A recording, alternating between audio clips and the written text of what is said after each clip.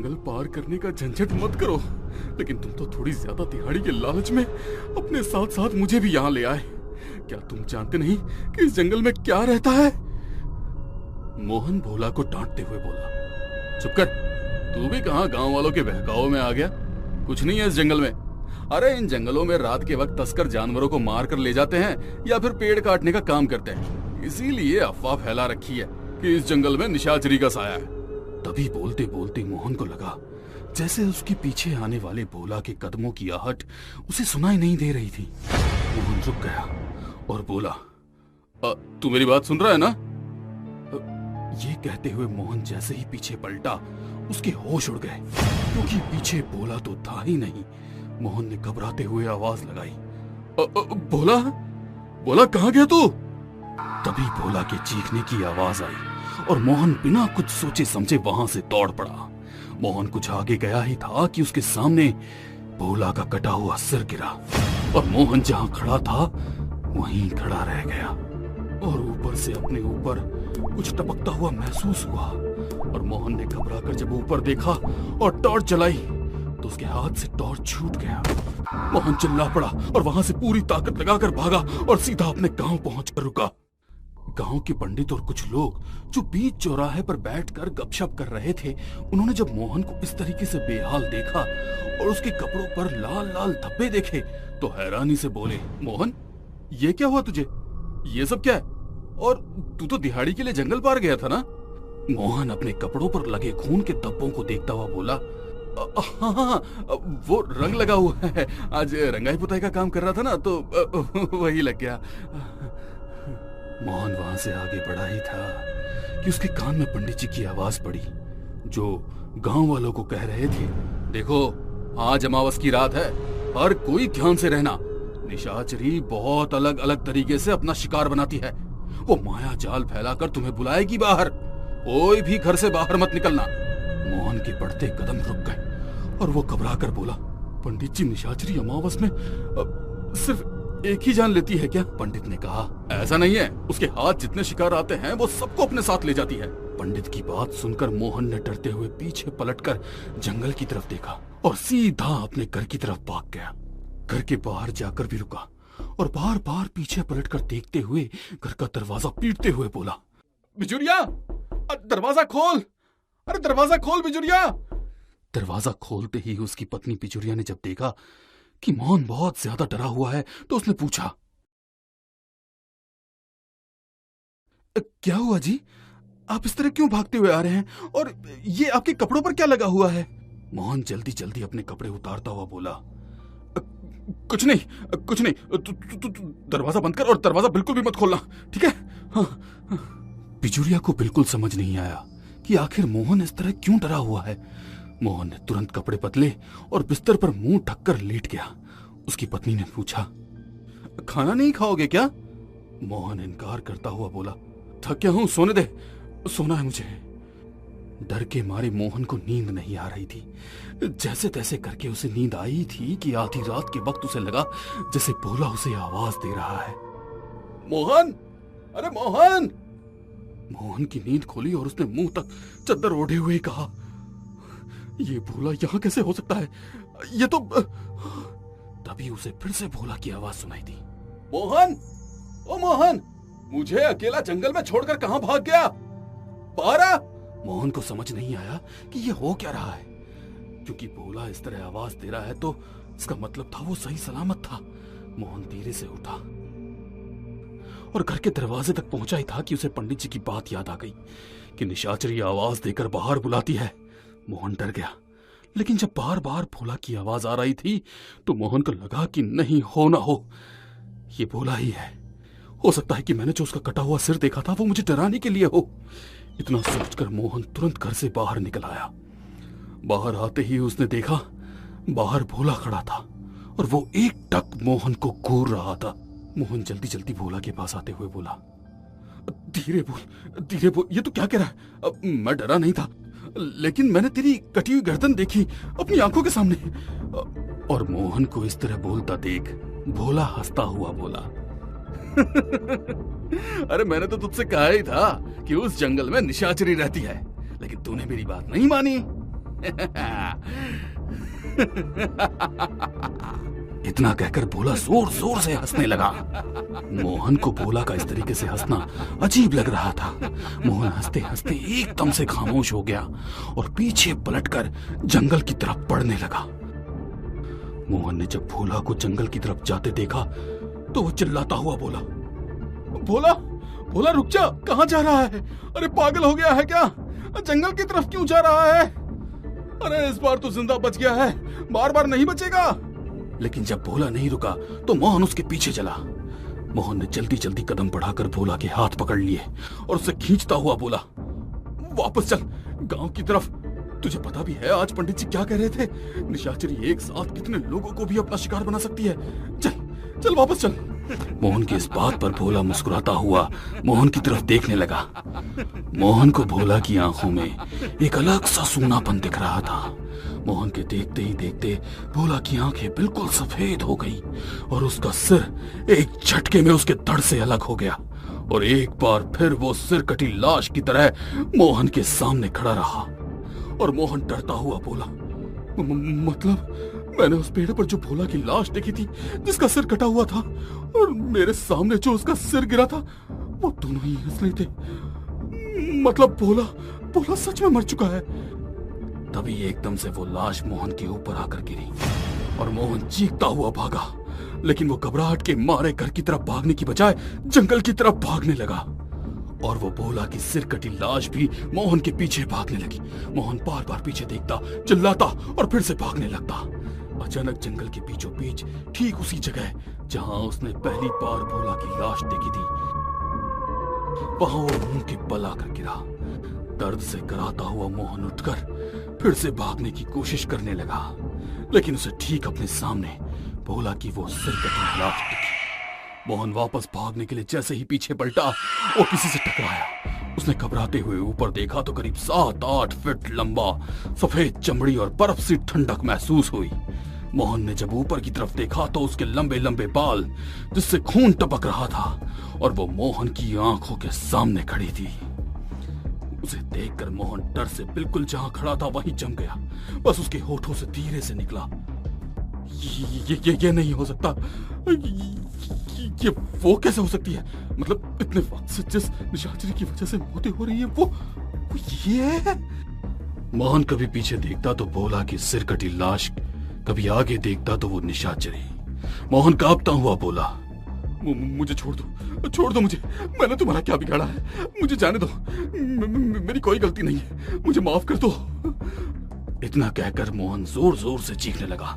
तभी वो ठंडी आवाज में बोली, बिगड़ा तो मैंने भी किसी का कुछ नहीं था मोहन, भूल गया? ऐसे ही अमावस की वो रात थी जब मैं भी इसी तरह गिड़गिड़ा रही थी, यकीन दिला रही थी कि मैंने कुछ नहीं किया। मोहन कांपता हुआ बोला, मेरी गलती नहीं थी, वो तो मुखिया जी ने कहा था। निशाचरी एक गुस्से में चीखती हुई बोली, मुखिया ने मुझे जिंदा जलाने का हुक्म दिया था और उनमें सबसे आगे तू था। पहली मशाल तेरी ही थी और तेरे पीछे था ये भोला जिसकी सिर कटी लाश तेरे सामने खड़ी है। तुम दोनों हंस रहे थे, आज जब मैं हंस रही हूं तब डर से कांप क्यों रहा है मोहन? मोहन की आंखों के सामने वो बात घूमने लगी। जब गांव के बाहर जंगल शुरू होते ही झोपड़ी बनाकर एक औरत रहने लगी थी। वो कौन थी? कोई नहीं जानता था। लंबाई उसकी बहुत ही ज्यादा थी। दुबली पतली सी वो औरत अपने मतलब से मतलब रखती थी। लेकिन उसके आने के बाद गांव में अजीब सी बीमारी फैल गई, जैसे पशु अपने आप मरने लगे। हर जगह बदबू फैलने लगी और गांव वालों ने ये मान लिया कि वो डायन है और उसे गांव से भगाने की हर कोशिश करने लगे। लेकिन उस औरत ने साफ साफ कह दिया कि वो कहीं नहीं जाएगी और उसके बाद गांव वाले उस औरत के साथ बहुत ज्यादतियां करने लगे। और एक दिन जब गांव के मुखिया के तबेले से कुछ पैसे गायब हो गए तो मुखिया ने उनकी तलाशी करवाई और उस औरत की झोपड़ी के पीछे बड़ी बड़ी हड्डियां मिली। और ये बात जब मुखिया तक पहुंची कि उस औरत ने उनके पशुओं को चुराया है और उन्हें खा गई है, तब गुस्से से सुलगता हुआ मुखिया एक रात अपने कुछ लोगों के साथ मिलकर उस औरत की झोपड़ी में आग लगा दी। और झोपड़ी के जलने के बाद भी उस औरत की मौत नहीं हुई, बल्कि वो आग से लिपटी हुई आधी जली हुई चीखती हुई बाहर आई और मुखिया पर झपटने की कोशिश करने लगी और मुखिया के लोगों ने उसका सिर धड़ से अलग कर दिया और उसकी लाश को ले जाकर बीच जंगल में एक पेड़ पर टांग दिया। उसके बाद से हर अमावस को इस तरीके की मौत होने लगी और इन मौतों में मुखिया और उनके तमाम लोग भी शामिल थे।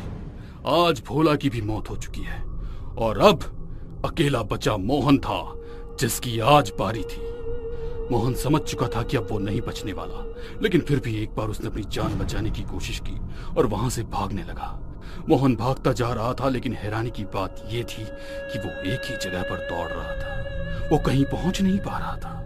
एकदम से भागते भागते जब मोहन की सांस फूलने लगी और उसे लगा जैसे कि उसका दम घुट रहा है, तभी निशाचरी ने उसे गर्दन से पकड़ा और उसके सिर को किसी खिलौने की तरह मरोड़ दिया और एक झटके में उसके सिर को धड़ से अलग करके 2 हिस्सों में बांट दिया।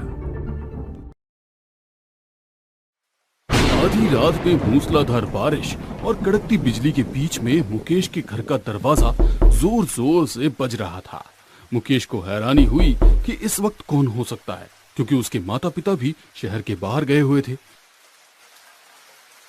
मुकेश ने जैसे ही दरवाजा खोला तो सामने एक बहुत सी खूबसूरत सी लड़की, जिसके बाल घुटनों से भी लंबे थे और उसकी आंखें नीली थी, भीगी हुई खड़ी थी।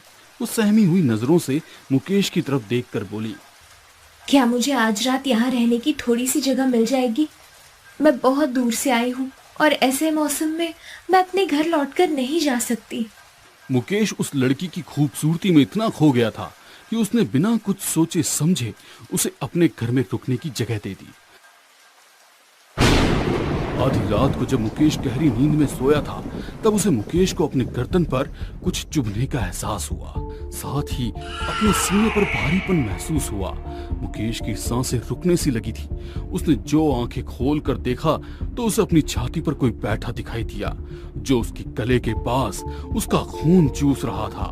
डर के मारे और लगातार खून के खींचने की वजह से मुकेश की आंखें धीरे धीरे वापस बंद हो गई और वो बेहोश हो गया। अगली सुबह उसकी नींद देर से खुली तो उसने देखा रात में जो लड़की रुकी थी वो किचन में नाश्ता बना रही थी। मुकेश हैरान था कि अब तक ये गई क्यों नहीं और उसे अपनी पिछली रात अपने साथ हुए हादसे के बारे में याद आया। उसे कमजोरी भी महसूस हो रही थी। उस लड़की ने मुस्कुराते हुए कहा, आप लेट तक सो रहे थे, आपसे बिना मिले तो नहीं जा सकती थी, तो सोचा तब तक नाश्ता बना लूं। आपकी तबीयत तो ठीक है? मुकेश ने सोचा कि जो पिछली रात हुआ था कहीं वो मेरा वहम तो नहीं था। वहम ही होगा, कल रात शायद मैंने कुछ ज्यादा पी ली होगी। तभी मुकेश का ध्यान गया कि उसके घर के सारे पर्दे, सारी खिड़कियां बंद थे, कमरे में सिर्फ लाइट जल रही थी। मुकेश उठकर खिड़कियों को खोलने लगा और जैसे ही पर्दे हटाए और खिड़कियों को खोला, वो लड़की जो नाश्ते के टेबल पर नाश्ता लगा रही थी, उसके हाथ से नाश्ते का बर्तन छूट गया और वो घबराती हुई किचन में घुस गई। मुकेश को समझ नहीं आया कि अचानक क्या हुआ। मुकेश जल्दी उसके पास गया और बोला, क्या हुआ, तुम ठीक तो हो? और उसने कहा, जी मैं ठीक हूँ, पता नहीं क्यों मुझे कमजोरी सी महसूस हो रही है, इसलिए। मुकेश अपने मन में बोला, कमजोरी तो मुझे भी महसूस हो रही है और इसे भी हो रही है। कहीं ऐसा तो नहीं कि उसने भी नहीं, शायद हो सकता है कि इसने भी मेरी बोतल से एक पैग लगा लिया हो। फिर मुकेश ने उससे कहा, ठीक है तुम थोड़ी देर आराम करो, और वैसे अब तक मैंने तुमसे तुम्हारा नाम तो पूछा ही नहीं। और उस लड़की ने कहा, मेरा नाम कामिनी है। और मुकेश बोला, मैं मुकेश हूँ, वैसे तुम आई कहाँ से हो? और कामिनी ने कहा, मैं क्या बोलूं, मैं एक अनाथ हूँ, गांव में चाचा चाची के साथ रहती थी, लेकिन उन्होंने भी मुझे घर से निकाल दिया। शहर में यही उम्मीद लेकर आई हूँ कि कहीं कुछ काम मिल जाए तो अपना गुजारा कर सकूं। मुकेश तुरंत बोला, कहीं और क्यों, तुम हमारे यहीं काम कर सकती हो। वैसे भी जो हमारी पिछले काम वाली भी थी वो भी जा चुकी है और मम्मी को नई काम वाली की जरूरत भी है। अगर तुम चाहो तो मैं मम्मी से बात कर सकता हूँ, फिलहाल वो कुछ दिनों के लिए बाहर गई है। कामिनी खुश होते हुए बोली, सच? आप सच कह रहे हैं? और मुकेश ने कहा, हाँ बिल्कुल। अच्छा सुनो, मुझे जरा कुछ काम है तो मैं बाहर जा रहा हूँ और जब तक मैं वापस नहीं आ जाता हूँ तुम घर का सारा काम देख लेना, ठीक है? तुम आज से ही काम पर रह सकती हो। मुकेश घर से बाहर निकल गया और कामिनी के होठों पर बहुत बड़ी सी मुस्कुराहट आ गई और किचन में खड़ी खड़ी उसकी चोटी लंबी होती गई और किचन से ही अपनी चोटी की मदद से उसने वापस खिड़की और पर्दे बंद कर लिए। उस शाम मुकेश का दोस्त राहुल मुकेश के घर पर पार्टी करने के लिए आने वाला था। मुकेश ने कामिनी से कहकर खाना पीना बनवा लिया था। वे दोनों हॉल में ही बैठकर शराब पी रहे थे, खाना पीना खा रहे थे। कामिनी उन लोगों के लिए पानी बर्फ वगैरह का इंतजाम कर रही थी। तभी राहुल, जिसके सिर पर नशा ज्यादा चढ़ चुका था, उसने एकदम से कामिनी का हाथ पकड़ लिया और उसे अपनी तरफ खींचता हुआ बोला, थोड़ी सेवा हमारी भी कर दो, हमारे घर पर भी एक सुंदर काम वाली की जरूरत है। राहुल की इस बदतमीजी पर कामिनी ने उसे गुस्से में घूरते हुए कहा, हाथ छोड़ो मेरा। लेकिन राहुल ने बेशर्मी के साथ कहा, अगर ना छोड़ूं तो? तभी मुकेश ने राहुल का हाथ हटाते हुए कहा, ये क्या कर रहा है? राहुल हाथ छोड़ उसका। कामिनी तुम जाओ। और कामिनी राहुल को घूरती हुई वहां से चली गई। काफी देर रात इन दोनों लड़कों की पार्टी चलती रही और उसके बाद राहुल अपनी बाइक से घर के लिए निकल गया। मुकेश भी अपने कमरे में सोने चला गया। अभी राहुल कुछ आगे खाली सड़क पर पहुंचा ही था कि उसे लगा जैसे कोई बहुत बड़ी तेजी से बाइक के साथ दौड़ रहा है और राहुल बोला, लगता है कोई दौड़ते हुए मेरा पीछा कर रहा है। फिर हंसता हुआ बोला, राहुल बेटे, लगता है तुझे कुछ ज्यादा ही चढ़ गई है। बोला, बाइक का पीछा कोई दौड़ते हुए कैसे करेगा है? तभी राहुल ने ब्रेक लगाई क्योंकि उसकी बाइक के सामने एक लड़की खड़ी थी। उसका चेहरा नहीं देख पा रहा था क्योंकि वो उसकी तरफ पीठ घुमाकर खड़ी थी। राहुल गुस्से में बोला, कौन है? अरे मरने का शौक है तो किसी और गाड़ी के पास जाना, इधर क्या है? वो एकदम से पीछे पलटी। वो कोई और नहीं बल्कि कामिनी थी और कामिनी को देखकर राहुल हैरानी से उसकी तरफ देखने लगा और राहुल ने कहा, तुम यहाँ कैसे? और तुम मुझसे पहले यहाँ कैसे आ गई? और कामिनी मुस्कुराती हुई अपनी लंबी चोटी उसकी तरफ बढ़ाने लगी। ये देखकर राहुल बाइक छोड़कर उल्टे पैर भागा, लेकिन ज्यादा दूर तक नहीं जा पाया। कामिनी ने अपनी चोटी में उसे लपेटा और अपने करीब लाती हुई बोली, क्या हुआ? मुझे अपने घर नहीं ले चलोगे? राहुल डर से थर-थर कांपता हुआ बोला, कौन हो तुम? कौन हो? मुझे माफ कर दो, मुझे जाने दो मुझे। उसका सारा नशा हवा हो चुका था। कामिनी राहुल के गले पर अपनी चोटी कसते हुए उसे अपने बिल्कुल करीब लाकर बोली, पिशाचिनी हूँ मैं। तुम मेरे हाथों से अपनी प्यास बुझाना चाहते थे ना, अब मैं प्यास बुझाऊंगी। इतना कहकर उसने अपने तीखे दांत राहुल के गले में चुभा दिए और राहुल दर्द से चीखने लगा। कुछ ही देर में तड़प तड़प पर वो मर गया। उसके शरीर का पूरा खून पिशाचनी पी चुकी थी और राहुल का पूरा शरीर काला पड़ चुका था। राहुल को एक तरफ पटकने के बाद उसने अपनी नजरें घुमाकर चारों तरफ देखा और मुस्कुराती हुई आगे बढ़ गई। सोने की कुछ देर बाद ही मुकेश की नींद खुली। उसका गला प्यास से सूख रहा था। उसने देखा तो कमरे में पानी नहीं था। वो पानी लेने नीचे किचन की तरफ आ गया, लेकिन किचन में उसने देखा कि कामिनी का बिस्तर खाली था। कामिनी वहां नहीं थी। मुकेश को हैरानी हुई कि वो कहां चली गई। उसने पूरे घर में कामिनी को ढूंढा, लेकिन वो कहीं नजर नहीं आई और मुकेश वहीं सोफे पर बैठकर कामिनी का इंतजार करने लगा। काफी देर बीतने के बाद मुकेश को किसी की आहट महसूस हुई और वो जल्दी से उठा और सोफे के पीछे छुपकर देखने लगा। उसने देखा कि कामिनी बहुत ही दबे पांव आई और किचन की तरफ बढ़ रही थी। कामिनी के कपड़ों पर खून गिरा था। ये देख मुकेश को घबराहट होने लगी कि आखिर आधी रात ये कहां से आ रही है और उसके कपड़ों पर खून कैसा। लेकिन मुकेश ने कुछ नहीं बोला और वो चुपचाप दबे पांव वापस अपने कमरे में जाकर लेट गया। उसे उस पूरी रात नींद नहीं आई। अगली सुबह कामिनी से बात करना चाहता था, लेकिन इससे पहले वो बात करता उसके मोबाइल पर फोन आया और पता चला कि राहुल की लाश मुकेश के घर से कुछ आगे मैदानी हिस्से में पड़ी हुई है। लाश बिल्कुल काली थी और उसके शरीर से खून की एक एक बूंद निकाल ली गई है। ये सुनकर मुकेश को घबराहट सी होने लगी। उसे याद आया कि कल रात कामिनी किस तरीके से घर में आई थी और उसके होठों पर खून लगा था। मुकेश ने घबराते हुए कामिनी की तरफ देखा। पिछली रात मुकेश ने आधी रात के बाद कामिनी को छुपते छुपाते घर में आते देखा था और उसके कपड़ों पर खून लगा था। और आज मुकेश को अपने दोस्त राहुल के मरने की खबर मिली और उनके शरीर से खून बिल्कुल गायब था। मुकेश ने शक भरी नजरों से कामिनी की तरफ देखा, लेकिन कामिनी बिल्कुल नॉर्मल लग रही थी। उस वक्त तो मुकेश तुरंत अपने दोस्त के लिए घर से निकल गया, लेकिन वो पूरे दिन बेचैन रहा। शाम को वो जब घर आया तो उसे पूरे घर में अजीब सी बदबू महसूस हो रही थी, जैसी बदबू कभी महसूस नहीं हुई। घुटन सी हो रही थी, थका थका सा लग रहा था। कामिनी ने कहा, क्या हुआ? आप ठीक तो हैं? आपके दोस्त की मौत का दुख है मुझे। फिर मुकेश ने कहा, मैं बहुत ही थका हुआ हूँ, मेरे लिए कप चाय बना दो प्लीज। मैं चाय पीकर थोड़ी देर आराम करना चाहूंगा। कामिनी ने चाय बनाकर दी और चाय पीकर मुकेश अपने कमरे में चला गया। दिन भर थकने की वजह से और क्योंकि पिछली रात भी सोया नहीं था तो उसे नींद आ गई और एक बार फिर आधी रात के करीब उसे अपने गले पर चुभन महसूस हुई और अपनी छाती पर भारीपन का एहसास हुआ था। उसकी सांस तेज चल रही थी, वो पूरा पसीने से नहाया हुआ था। मुकेश ने आंखें खोली और उसने देखा कि उसके सीने पर फिर कोई काला साया बैठा हुआ है। उसका चेहरा बालों से ढका हुआ है और वो खून चूस रहा है। मुकेश चिल्लाता हुआ उठ गया और उसकी छाती पर जो बैठा हुआ था उसे उठाकर दूर फेंक दिया।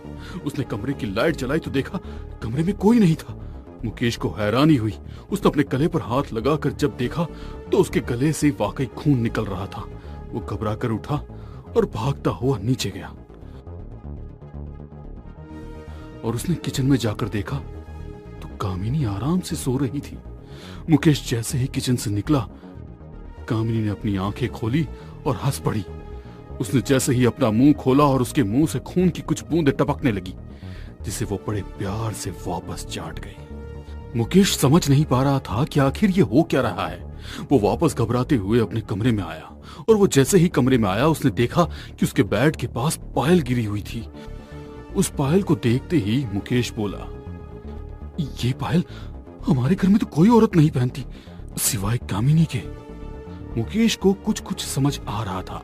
उसने उस पायल को रख लिया और सुबह जल्दी जाकर उसे नाश्ते की टेबल पर रखाया और नजर रखने लगा। मुकेश का शक बिल्कुल सही था। कामिनी ने जैसे ही उस पायल को देखा तुरंत उठाकर उसे पहन लिया और नॉर्मल तरीके से काम करने लगी। मुकेश ने गौर किया तो उसके घर के खिड़की पर्दे हमेशा बंद रहने लगे थे। उसके घर में बदबू आने लगी थी।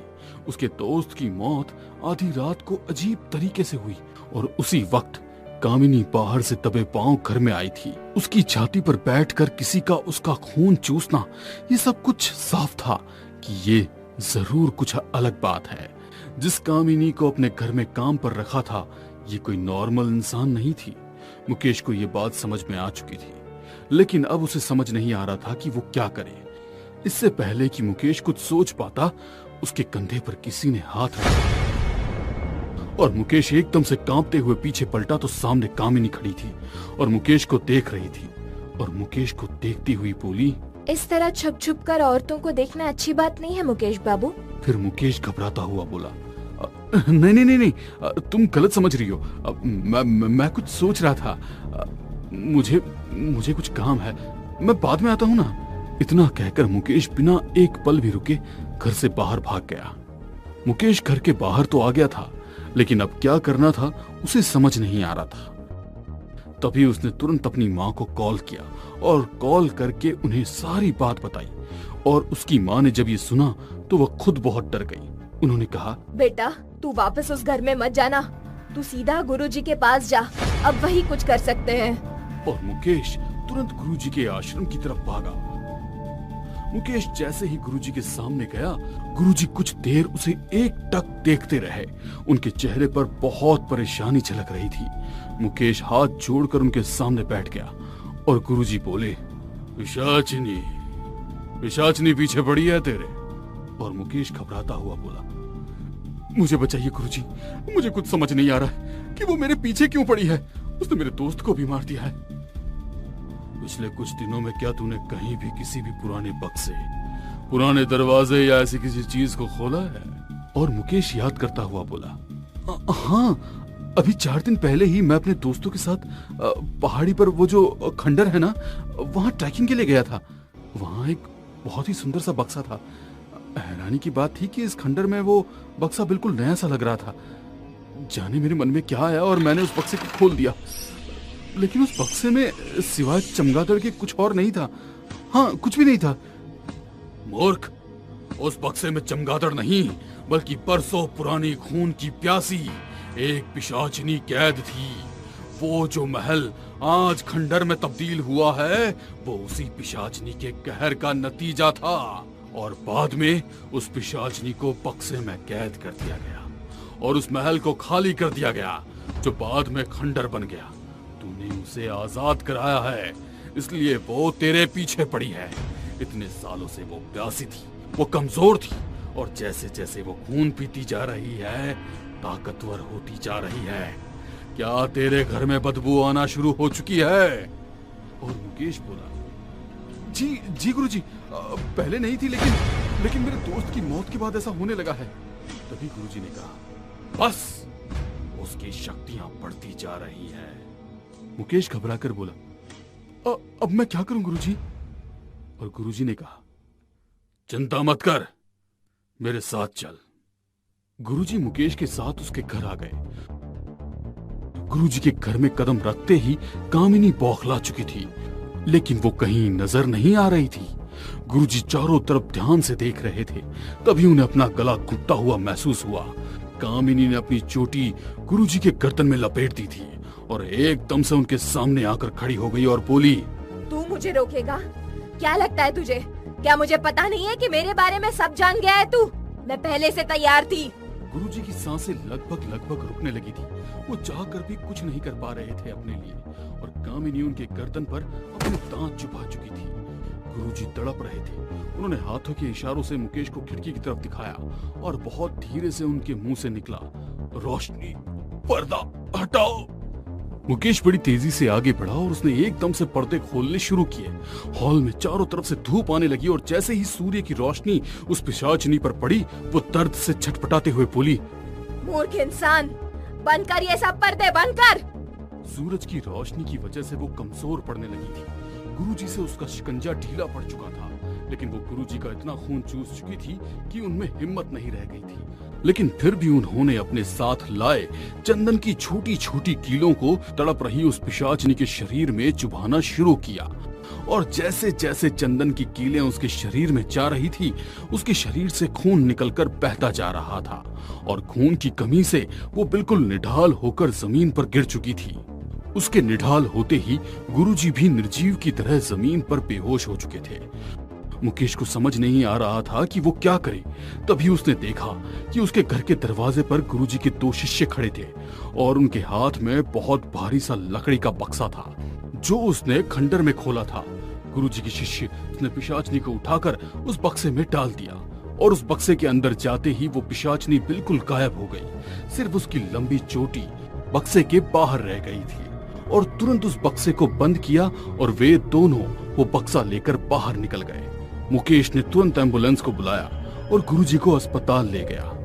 कुछ घंटों बाद जब गुरुजी होश में आए तो उन्होंने मुकेश से कहा, वो मुसीबत हमेशा के लिए जा चुकी है। उसे फिर से उसी बक्से में कैद करके उस खंडर में छोड़ा जा चुका है, लेकिन फिर कोई तुम्हारी तरह उसे आजाद ना करे, इसलिए मैं पूरी विधि के साथ उस बक्से को जमीन के नीचे दफन करवा दूंगा।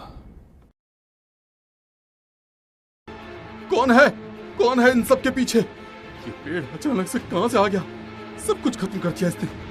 छोड़ दो मुझे, मेरे दोस्तों को भी छोड़ दो। कुछ दिनों पहले तक जिस जगह पर दूर दूर तक कोई पेड़ का नामो निशान नहीं था, सिर्फ सूखा पड़ा हुआ था, बड़े बुजुर्ग बोले कि ये जगह पहले युद्ध का मैदान थी। राजाओं की लड़ाई में कई सारे निर्दोष सैनिकों ने अपनी जान खोई थी। ये जगह शापित है, यहाँ न तो कोई इंसान न कोई पेड़ पौधा।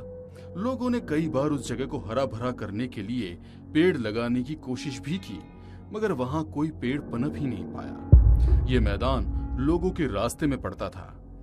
इसी रास्ते से होकर सभी लोग गांव से अपने खेतों में पहुंचते थे। एक दिन गांव के 2 लोग उस मैदान में से निकलकर अपने खेतों में जा रहे थे, मगर आज उस जगह को लोग आश्चर्य से देख रहे थे, क्योंकि वहां पर एक छोटा सा पौधा पनप रहा था। उस पौधे की पत्तियां काली थी। ये तो दुनिया का 8वां आश्चर्य होगा।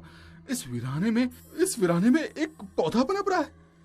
अरे भाई साहब, आपको तो वो पौधा दिख रहा है, मगर ये तो देखिए कि इस पौधे में पत्तियां काली हैं। सही कहा, ऐसी काली पत्ती वाला पौधा पहली बार देखा है। एक तो शापित जगह और दूसरा काली पत्ती का पौधा।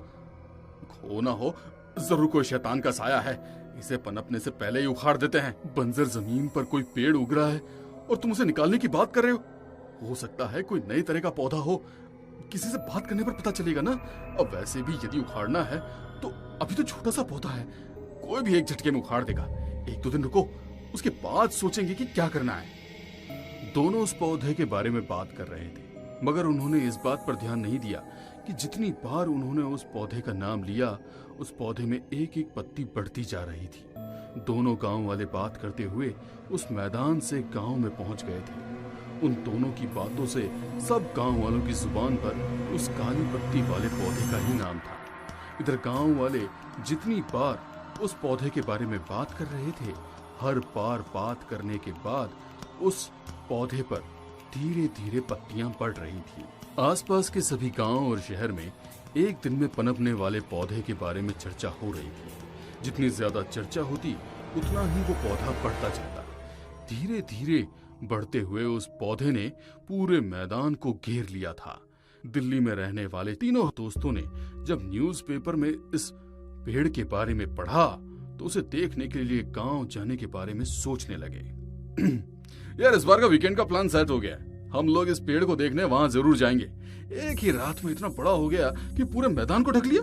सॉरी गाइस, इस बार मैं तुम्हारे प्लान में शामिल नहीं हूँ। प्लीज साथ में चलो भी, we will have fun together.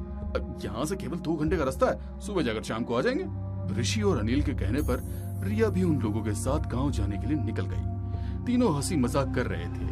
Driving seat पर ऋषि था और रिया उसके करीब बैठी थी। अनिल पीछे की सीट पर बैठा हुआ आसपास के नजारों को अपने हैंडी कैम से शूट कर रहा था।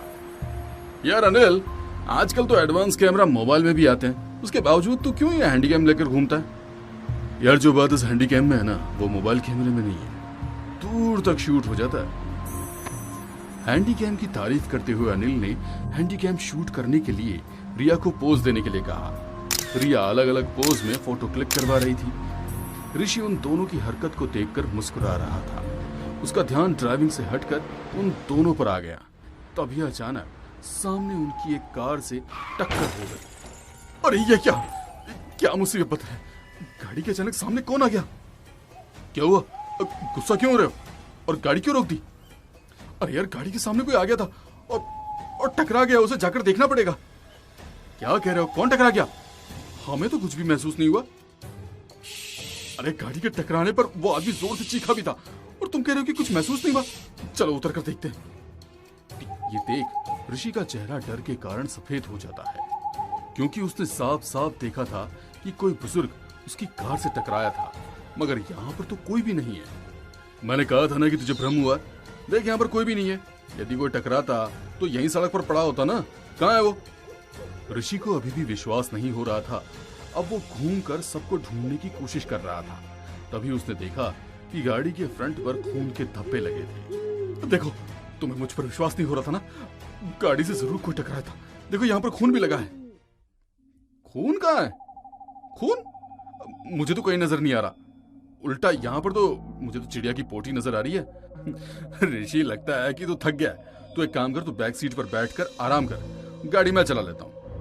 अनिल के समझाने पर भी ऋषि को विश्वास नहीं हो रहा था। वो चारों ओर किसी को ढूंढ रहा था। रिया उसका हाथ पकड़कर बैक सीट पर ले गई और कार अब अनिल चला रहा था। ऋषि की नजर बैक व्यू मिरर पर पड़ी तो वहां पर एक बुजुर्ग उनकी कार की ओर देखकर मुस्कुरा रहा था। उसका शरीर पूरी तरह से सफेद और आंखों की जगह काले गड्ढे थे। सिर पर लगी चोट में से खून आ रहा था। जैसे ही ऋषि ने उसे देखने के लिए अपना फेस पीछे किया, वहां पर कोई नहीं था। कुछ तो गड़बड़ है। वो बुजुर्ग दिखने में कितना डरावना लग रहा था। मुझे अच्छे से यकीन है कि वो मेरी कार से टकराया था, मगर जब हम उसे देखने के लिए नीचे उतरे तो वो कहीं गायब हो गया। कुछ समझ नहीं आ रहा है। क्या हुआ ऋषि, क्या सोच रहा है भाई? अभी भी उस एक्सीडेंट के बारे में सोच रहा है क्या, जो हुआ ही नहीं? मैं सच कह रहा हूँ, मेरी बात का विश्वास कर। वो बुजुर्ग हमारी कार से टकराया था, तभी तो मैंने उसे बैक व्यू मिरर से देखा था। हम लोग इस ट्रिप को यहीं पर ड्रॉप करते और वापस शहर चले जाते। कैसी बातें कर रहा है ऋषि, वापस चले जाते? अरे जीपीएस पर बता रहा है कि आगे से राइट टर्न लेकर 10 मिनट का रास्ता है, और अब इतनी दूर आकर उस पेड़ को देखे बिना वापस कैसे चले जाएंगे बता?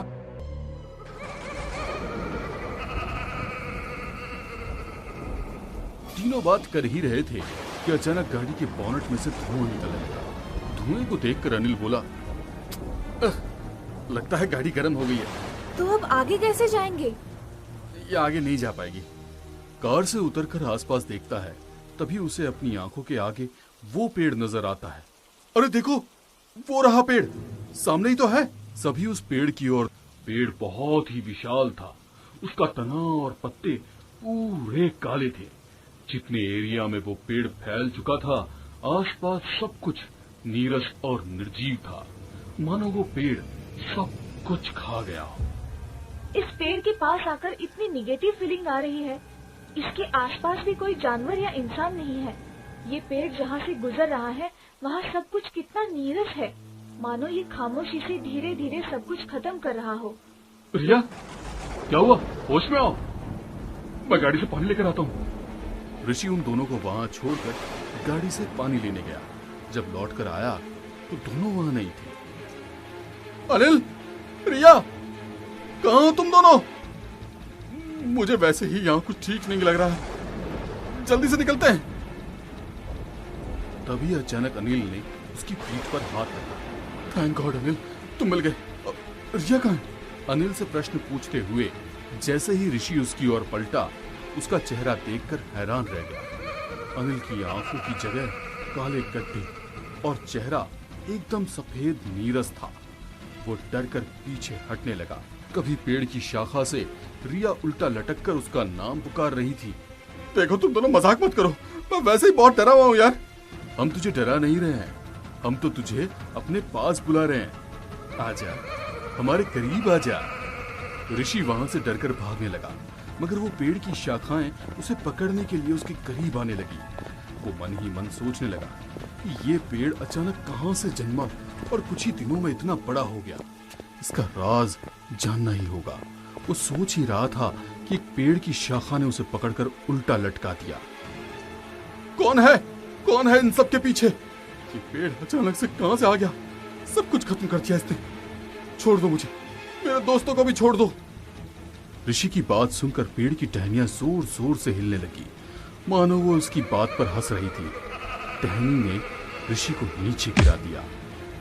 पिछले 4 दिन में यहाँ और आसपास सब कुछ खत्म हो गया, मगर किसी ने हमारी कहानी जानने की कोशिश नहीं की। तुम पहले इंसान हो जो ये जानना चाहता है कि ये पेड़ और इसकी तबाही के पीछे किसका हाथ है। अपने साथ साथ अपने दोस्तों के बारे में भी सोच रहे हो, इसीलिए बताता हूं। सुनो, ये पूरी की पूरी जगह ही शापित है। यहाँ कुछ भी अच्छा नहीं हो सकता। कई सारे मरे हुए सैनिकों की आत्मा यहाँ पर भटक रही है। इन्हीं सैनिकों की रूह को शांति चाहिए। शांति चाहिए? मगर तबाही मचाकर शांति कैसे मिलेगी? यहाँ अभी भी कुछ सैनिक ऐसे हैं जो मुक्ति नहीं, बर्बादी चाहते हैं, और ये पेड़ उन्हीं की सोच का नतीजा है। ये पेड़ धीरे धीरे बढ़कर अपनी आसपास सब कुछ नष्ट कर देगा, सब कुछ बर्बाद कर देगा, उसके पहले तुम्हें इसकी जड़ों में गंगा जल डालकर आग लगानी होगी। तुम्हारे पास समय बहुत कम है। जाओ, जाकर इस काम को अंजाम दो। वो भागता हुआ अपनी कार के पास पहुंचा और कार में से पेट्रोल निकाल लिया। मगर अब सवाल गंगा जल का था, वो कहां से लाए? उसे इस पेड़ की छाया में ही एक मंदिर नजर आया। मंदिर के ऊपर पेड़ की छाया नहीं बन रही थी, शायद वहां की पॉजिटिविटी का असर था। वो मंदिर की ओर बढ़ने लगा तो एक टहनी ने उसका पैर पकड़कर गिरा दिया।